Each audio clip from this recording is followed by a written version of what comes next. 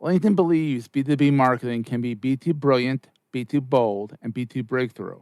How? With a platform purpose-built to make B2B marketing mean more for your business. A platform with tools to help you build better relationships with your key customers, to boost your buyer's journey while building your brand. A platform with trusted data and lead generation you need to beat your KPIs, drive ROI, and stand out amongst the competition. And with the targeting tools on LinkedIn, you can reach your precise audience right down to their job title, company name, location, and more to make sure your ads are always seen by those who matter. So let's get ready to be too boldly go where no marketer has gone before, because LinkedIn is where B2B is everything it can be. Rethink your B2B marketing ads and get $100 credit on your next campaign. Go to linkedin.com/MPN to claim your credit. That's linkedin.com/MPN. Terms and conditions apply. Hey gang, it's Seth. Quick warning, to say the least, that my audio on this was a little scratchy, to say the least. So take that into consideration when listening to this. But it's a great interview with Ryan Fogelman, and I hope you enjoy it. Entrepreneurs Enigma is a podcast for the ups and downs of entrepreneurship. It's got the wins and the fails that we all face being entrepreneurs, and how we learn from adversity. Every week I talk to a different entrepreneur with a story to tell. I'm Seth Goldstein. Come with me on the journey. This is Entrepreneurs Enigma. Let's get started.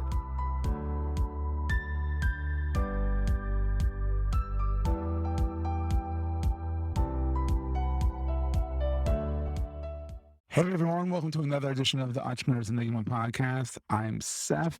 Today I am joined by Ryan Fogelman of Cohatch, Fire Rover, and Stick Grip. Did I get the right Stick Grip, or is it Regrip? It's pre-ball. Oh, it's pre-ball. Yeah, no, it's one of them. I mean, it's pre-ball, it's Stick Grip. Stick Grip is owned by Regrip, but yeah, so hit it. One of the three is perfect. One of the three. So Ryan is a consummate entrepreneur. He's involved in one of the coolest co-working outfits out there. I mean, maybe it's because I follow all the characters at Cohatch. I see in my feed, but what you guys are doing there and the stuff you're rehabbing and making into co-working spaces and event spaces is absolutely amazing. I mean, they're gorgeous spaces. Thank you. Yeah, no, it's and I can't take credit for it. I mean, we have 6 original partners, and Terry, who is he does all the build outs, and then Joel and Elizabeth, they own a basically we were all members before we were founders, right? So, you know, every one of us kind of had a need for space. Joel and Elizabeth had started a company called Brand Stamp, and you know, so they still have Brand Stamp, and then they also started another design firm that we're incubating out of Cohatch. But long story short, they're the reasons the spaces look so beautiful. And people go to cohatch.com, follow them on LinkedIn, check out these spaces. It wasn't 8 hours away from me, or 5 hours to get to the Pittsburgh location. It isn't started yet, but still, if it wasn't 8 hours away, I'd be there in a heartbeat. It's so welcoming and friendly and outgoing, and your social media is top notch. So good job on all that. So Ryan, I noticed this. We recorded this before. We had troubles with Riverside, so we're going on something called Clean Feed today. But I was reading through your education. So you did an MBA and a JD at the same time. I did. So I was fortunate. No, it was great. I mean, I finished 70% of my credits first 2 years. Oh, wow. You know, I think anyone who gets a JD and has a business degree, I would highly recommend getting the MBA, just because why would you not? I mean, it's, you know, I ended up going to school for 5 semesters straight, but, you know, I only had to, then I worked part-time and went to school part-time. So, you know, finished out my last 2 years. So it was a great experience. I mean, again, when you're a legal student that's at a business school, you get to know everybody and you get to know a lot of different classes. And then when you're kind of the opposite at the law school, you know, you get an extra year, you get to know everybody. But really, I mean, I can't even tell you how many people at the end said, why didn't you try to get me to get a JD MBA? And the answer, like, I mean, I literally tried to get everybody. You know what I mean? Did you get a commission on that? I was actually, the business school, they gave me a scholarship, and I worked as the liaison between the 2 programs. So it was really, so you kind of were the spokesperson for it. Yeah, we had just put in Weatherhead and Case Western. We had just put in a Frank Gehry building, so it was a pretty exciting time. So Frank Gehry. Oh, I love Frank Gehry. He's one of my favorite architects.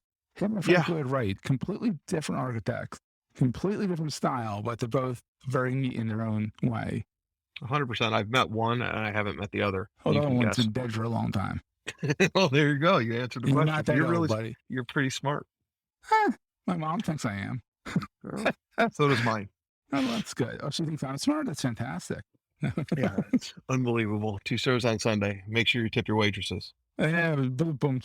We're going to take a quick break, hear from our sponsors, and get right back to the show. LinkedIn believes B2B marketing can be B2 brilliant, B2 bold, and B2 breakthrough. How? With a platform purpose built to make B2B marketing mean more for your business. A platform with tools to help you build better relationships with your key customers, to boost your buyer's journey while building your brand. A platform with trusted data and lead generation you need to beat your KPIs, drive ROI, and stand out amongst the competition. And with the targeting tools on LinkedIn, you can reach your precise audience right down to their job title, company name, location, and more to make sure your ads are always seen by those who matter. So let's get ready to be too boldly go where no marketer has gone before, because LinkedIn is where B2B is everything it can be. Rethink your B2B marketing ads and get $100 credit on your next campaign. Go to linkedin.com/MPN to claim your credit. That's linkedin.com/MPN. Terms and conditions apply. So, so you've been doing entrepreneurship for a while now.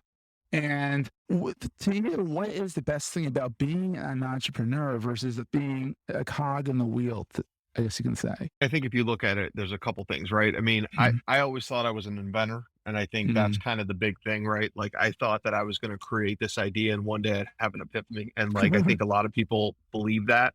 I laid next to my bed. I tried to do everything I possibly could, had a notebook next to my bed that write all these great ideas in. And I don't think I ever filled out one idea. Right. And then I realized that like I help build businesses. I was disenfranchised as anyone should be by working for one company, right? I mean, I'm from Detroit. I mean, I thought I was going to be working at GM my entire life and, wearing a blue suit, basically 30 years, that type of thing, but it never appealed to me at all. And so really, I think when I started working for bigger companies and, they would move the carrot. It was that typical sales thing, right? Like, hey, you're going to come in, you're going to kill it. This guy's my, he's my Monday, he's my quarterback. I can't wait. And then 6 months later, they'd be like, where are your deals? And then a year later, you'd succeed, but most of the time you were sent out, right? You were already gone at that point. So I was fortunate enough to be at a company where the CEO was going to fire me that 1 year deal, and I closed I closed a $3 million deal on the day that he was fired. So Oh, all of a he sudden, was fired. yeah, he got fired. I actually was told. Yeah, I was having a cigar with the CEO of Wendy's and my boss Paul Mooney, and he came to me and basically said, "Listen, this guy Chris is going to fire you.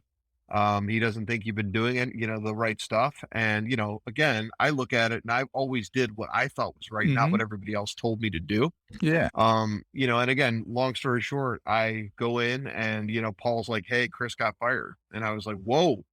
And the next week I brought Computer Associates into retail. So it was like from our perspective, it was a huge deal. And then I built that business from 3 million to 27 million in 6 years. And then I managed plants, did all the stuff, and I did everything right. And then one of my bosses at the time, I'd closed the Apple deal, right? I'm like, yes, Oh, I closed wow. Apple. It's great. Well, we ended up buying the company that had their supply chain. So Apple was trying to get all their eggs out of one basket. And, you know, so the guy who basically, hired me called me up and was like, dude, like literally, I've been doing due diligence on you guys for 2 years. We're going with you. And then you buy the company that is our vendor already. So now I got to go find someone else to give business to.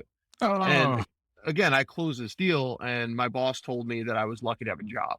oh, And I'm just like, wait a minute, like, how does this happen? So yeah. anyways, long story short, I built the company to 27 million. My business unit, it was a $110 million company and the company went bankrupt.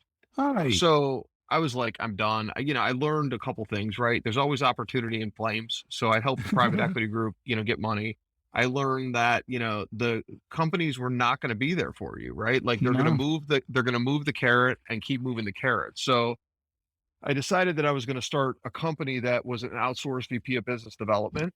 Okay. And, um, and I started doing it and I realized I had to prove it first. So I started working for like, smaller companies, small retainer. I always would say, hey, I don't want a bullseye on my back.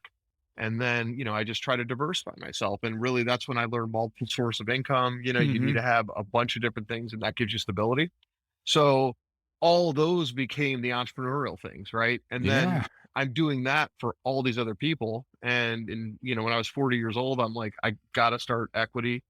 So in Yeah. 2015, that's when I got involved in Regrip. I helped the inventors sell the company, and then um, I got involved in Fire Rover and Cohatch, and fortunately, they're all doing pretty well now. So Yeah. I I'm mean, blessed. yeah. Everyone already knows what I think of Cohatch, but Fire Rover is really cool. Yeah, I mean, it's my one of my fraternity brothers, Brad Gladstone, who since passed away, but he Uh, developed it. I mean, he was doing security for scrap metal facilities in Detroit. And he called me up and he goes, Fogelman, I hear you work with innovative stuff. Doing a pretty poor, a poor, uh, a poor sample of his talking. But anyways, yeah. so he he basically said, "Come up, I got this innovative thing." I went up, I looked at it, I was like, "Wow." I mean, we're putting fires out through the internet, and It's we got wild. we got the patent. We have over 350 facilities. Wow, that's a lot. So pretty much what it is, it's a Connex box, right? It's a big um box that's connected to the internet with a hose and a camera, right? Yeah, I mean, In its simplest terms, yeah. yes, a 20 by 8 by 8 container. It's bright red, right? I mean, Brad was a showman, so bright red sitting outside of these facilities just needs internet, electricity, and then we custom pipe cameras and nozzles. So we Oh use wow. heat, smoke, and flat, and spark analytics. And when we look at it, see it in equipment, and we look at it, see it, verify it, then if we verify that there's a fire, we call the fire department and then we start shooting. So we can, remotely, we have a joystick and we can literally start shooting, put fires out. So That we've is had, awesome. we've I never never thought had a that's so cool. catastrophic. Yeah. We literally are putting fires out through the internet, but I mean, it's been like anything else. It's been an extremely long road, right? I mean, you build Yeah. a company over, an overnight success over years. Yeah. Um, No one ever knows how long these overnight successes actually are. 100%, right? And I mean, the very few are as successful like quickly as a lot of these tech companies that you'll see that are 9 months and they get sold for $1 billion. I mean, in Yeah. reality, you build your businesses and like I'm of a different mentality. So at Cohatch, we give scholarships. Okay. So one of the things, and again, Cohatch isn't a co-working space, right? Cohatch it's a community hall 2.0 or it's town hall Hmm. 2.0. So the idea is really based around I can't afford to use $1 million asset. Together, we can all afford to use $1 million asset. But our Hmm. mission is to equip people to be greater. And again, I know that all sounds like, it sounds like it's BS, right? But in reality, like we utilize a space. We have over 300 or 280 nonprofits that we're helping either Yeah. start or, we help them. We give them a place to meet and a place to work. And then we give them access to our thousands and thousands of members. And then we also have a boost scholarship, which is, it's for startups. Like, so basically from my perspective, whether you're a nonprofit, Hmm. a for-profit or a social business, right? We give you the spaces and the expertise to do it. And so, I mean, Yeah. we've built honestly 30 to 50 businesses in this model. That's Um, wild. yeah, I mean, it's like, some of it's from, and we have 20 facilities now. So of Yeah. course, our makers who are making, you know, wood cabinets and all the other stuff, they're doing really well. But I mean, we built the design, we've built like, we have a maker space. So we had like Floor and Coffee, which was roasting in our maker space. They got Oh, their own space. And then, I mean, we've literally done it with business after business after business. that's fantastic. And, Yeah. again, I think the overall idea, I mean, we gave 1.8 million worth of scholarships to nonprofits, for profits, and social in the last 12 months. So it's a really big effect on on each community that it's in. Yeah, I bet. I mean, it all started in Columbus, right? I mean, you have like, what did you say? When we talked last, it was like 6 or 7. in just Columbus proper? Yeah, I think we have 10 and we have a 10. gym. So it's like a wellness, it's Mesh Fitness Wellness. And then we're working on another. We just expanded we have one of two locations, right? One will be in a mall Yeah. where we're brought in by the partners or neighborhoods. They bring us in to activate spaces. So, Mm-hmm. we don't just randomly choose these cities. These cities typically choose us. Oh, that's Um, fantastic. yeah, and so again, we're bringing even if you think about a normal downtown city of, a neighborhood, right? I mean, the days of antiquing are over. Yeah. Retail is really difficult, right? Because I mean, at the end of the day, no one's buying anything in stores. So, even malls and others, I mean, yes, there's still that experiential piece of it, but Yeah, it's malls are not what it evolving. was. Yeah, malls are evolving. I mean, when they're us, has more like escape rooms in there than they have retail. Right, and that's the whole Yeah. idea, right? I mean, and again, malls are neighborhoods, and so I find that like, I mean, it's pretty impressive. But like when you're looking at a normal downtown, Main Street, USA, I mean, the idea of people coming in, I mean, you now have like realtors, and nothing against realtors, we have a lot that work in our spaces, but when they can afford to buy the rent that's downtown, then you're in trouble because Yeah. really the traffic of a realtor is very small and it's like a billboard. Yeah. So that's really the death. When you start seeing realtors, like it's the death of these downtowns. So what we do is we come in and we can bring thousands and thousands of people through meetings, through events, through, Sundays. We typically have churches or others that, so really, I mean, we're utilizing this space all the time. And typically the times that they're doing well, which is where the restaurants are, that's Hmm. Thursday, Fridays, and Saturdays. We're not, our people aren't there. So, Yeah. it's actually a pretty good use of space. It's fantastic. It really is. I already have a bunch of different ideas of places you can look at now, buddy. Well, just, they have to call just, us. well, I know. So I have places that I know I have to go say, hey, go call Ryan real fast. Cause this is yeah, like, there's a bunch of areas in the Philadelphia area that like have unactivated spaces that could revitalize a whole area because with either a Cohatch or something similar that could just need something like this. So that's well, fantastic. yeah, and it's interesting. I mean, we go to like churches, like old churches, right? And like we did one in Broad Ripple in Indy, and like you can still get married in the church, right? It's a meeting room, so you can actually meet in the chapel. And you can still have a 20, 30 person wedding in the church, but the rest of it's actually being used. We have a sports simulator that, kids can go downstairs and play zombie dodgeball. And, Oh, that's you awesome. have like, through all these different experiences, you have a pretty unique like location. But then we also like, we have a bunch of restaurants like North High Brewing that's in a bunch of our locations. And like in Tampa, we're going to an area that we're taking a barbecue that was there. We're taking the business out. We're going to give them a completely new restaurant turnkey for them to walk into. And then, we're going to have location right next door. Right. Oh, Or, it's so brilliant. yeah, I mean, it It's really is fun. activation, It's it's activation and it's fun. 100% it's fun. And we never own any of these businesses. We have nothing in it for us. I mean, the goal is like, I want these small businesses to thrive. I don't need 3 to 5% of their business, right? I mean, I think a Yeah, lot of VC firms, yeah, they're doing it for money. For us, we're doing it because this is what we'd be doing anyways. exactly. And it's giving back. And, for me at least, it sounds like a big mitzvah. It's a good thing to do. So, Well, I think, listen, we were born, and I mean, you're probably in my age group, right? yeah, We were I'm born 41. that, Yeah. yeah, I'm 47, so I'm, a little bit older, but I was around in the days when Donald Trump was, like the art of the deal, like Gordon Gekko, right? Come Yeah. in, make all this money, and basically be a douche, right? Well, to Exactly. Yeah. me, you can make the money and you cannot be a douche, and that's really Absolutely. what we're trying to do, right? And Make the again, maybe money and that's don't not the be a best jerk. word, but No, a it's jerk. fine. There you go. A Oh, jerk. A there you jerk. go. It's fine. I have no problem putting the explicit tag on. I don't think they would warrant an explicit though. So there you go. I mean, it's fine. I've been canceled. I'm 47 already, so what do you do? You've been through it exactly. All right, Ryan. So Ryan, where's the best place? Where do you hang out online? Where can people connect to you? LinkedIn is probably, the one thing you'll see. And, I believe LinkedIn is, I built a number of businesses on it, but, I'm doing the cardinal sin, which is I have 3 different businesses on my LinkedIn page, which I always tell my clients not to do that. Um, but yeah, feel free to link in with me. I do fire research, entrepreneurial business, and then reactivation. And then Regrip is sports equipment, stick grip, sports equipment. So Yeah.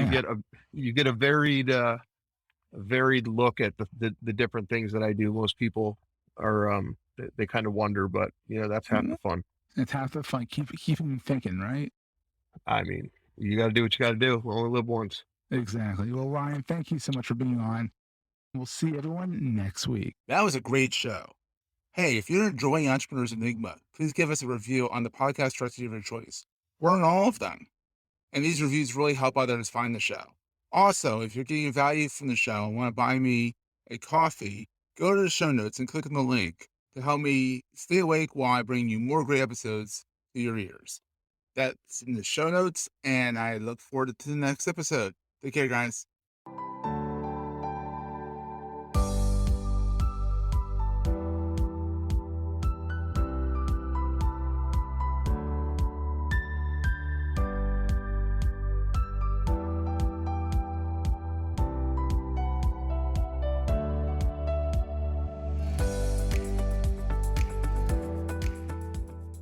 Goldstein Media hopes you have enjoyed this episode. This podcast is one of the many great shows on the MPN Marketing Podcast Network. This podcast comes to you from the Marketing Podcast Network. I'm Shel Holtz, co-host of For Immediate Release, also on MPN. I'm Neville Hobson, co-host of FIR, where since 2005, Shel and I have been exploring changing technologies, behaviors, and organizations, and what this means for you. Our monthly show takes a deep dive into these issues, and shorter episodes focus on hot topics and emerging trends. Visit marketingpodcasts.net or search for FIR Podcast wherever you get your podcasts. This podcast is heard along the Marketing Podcast Network. For more great marketing podcasts, visit marketingpodcasts.net.